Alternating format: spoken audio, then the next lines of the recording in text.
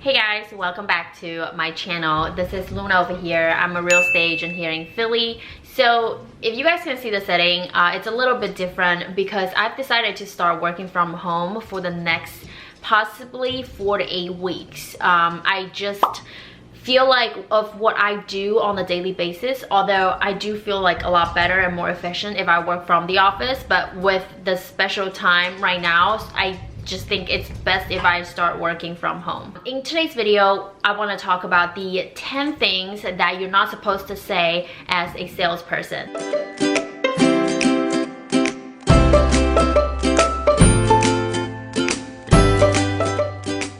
So the first thing is, let me pick up your brain. So sometimes on the DM section, I do see a lot of people wants to connect with similar-minded people, and they will reach out to say something like, hey, let me pick up your brain, let me take you out for coffee.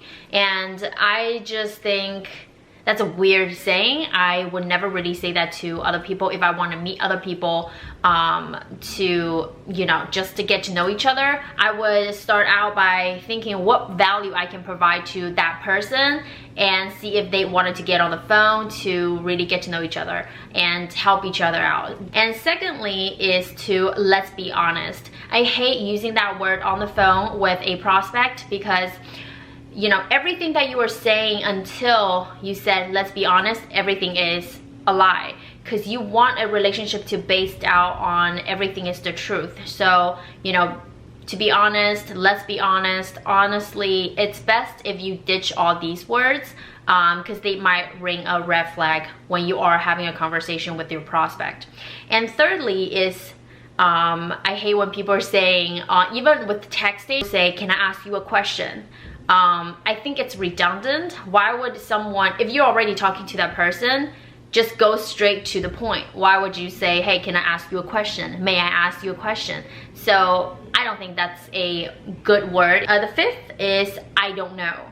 So when I was a young agent, when I first started selling real estate, I always say I don't know, because a lot of the things when first time home buyer asks me or when my seller asks me, I really don't know. But right now, I think instead of saying I don't know, it's a lot better if I start saying that's a good question, let me get back to you. I think that will be a lot more better than saying I don't know. So the next one is I'm off work today. So as a salesperson, I think you need to have a mindset of entrepreneurship. So there's really nothing like I'm off today, I can't really help you because I'm not at work. And the next one is you call people, and I think a lot of you guys are guilty of using that, is I'm just following up. So I use that a lot of time. I use that all the time too. I remember one time I was showing my friend a rental. We both went to college together, and when I called her back the next day, I said, hey, I'm just following up with you. I found another place. And she's like, you're just following up? Like, we're friends. Why would you use that term? So I think the number one key to treat your prospect is to treat them as they are actually your family friends. If those words that you won't use it on your family friends, don't use it on your prospect. Next one is to say, sorry to bother you.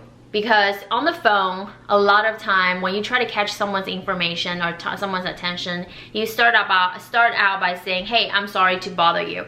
Like, if you are sorry to bother that person, you already have the wrong intention. You might as well just don't call them. So when I call a seller, even if it's the first initial phone call, I get straight to the point. I say, hey, this is who and who with what company, calling to see if you might be thinking about selling your house. I identify who I am. I told them the purpose of the phone call right away. And if they say no, I go ahead with my second question and I say, do you have any plans of selling ever? And if they say no, then I would just click no contact, and I'll probably call them back in a year or so. And if they said yes, then I can go ahead and, you know, more identify of how qualified this lead is or how long I should call them back to follow up. And the next one is to say, I'm sorry. So that's the same with, you know, sorry to bother you, or I'm sorry. When I was in the business for just a year and second year, I know a lot of time I make mistakes. I screw up tons of times. And if I screw up, the first thing I always say is I'm sorry. Or if I caught someone in the wrong time, if it's like really late, I'll say I'm sorry, it's really late, I know, blah blah blah. Now, being in the business for almost 2 years, I think it's a lot better as a professional real estate agent for you to apologize less, because if you are doing someone a favor, which you should, when you're helping them sell their house, their biggest asset of their life, for more than it's worth, you're doing an amazing job, you shouldn't really be apologizing so much. And if the things didn't go the way that they wanted, they should understand in the business there's always risk involved. So I don't encourage you guys to apologize tons or using the word I'm sorry all the time. I just think it's a sign of showing lack of confidence. So I think it's best if you ditch that saying I'm sorry. Just don't say that all the time. And the next one is the last one is, what is your commission? And as a salesperson, when people ask you about your fees and your commission, don't just give out to them right away. So in the real estate class, we are taught that everything with commission is one word: negotiable. You never really want to show people your bottom line. You don't want to tell them how much you charge, because when a seller is picking up their realtor, you don't want them to pick you because you're the cheapest one. You want them to pick you because you have the skills, you're the best fit to do their job, and you're confident and you know what you're talking about. So when people ask me about my commission, how much I charge, I told them, I said, hey, why don't we do this? Why don't we meet first, see if, our job had lined up together, if I can actually help you. I want to see what your plans are. I want to see if I can actually help you first.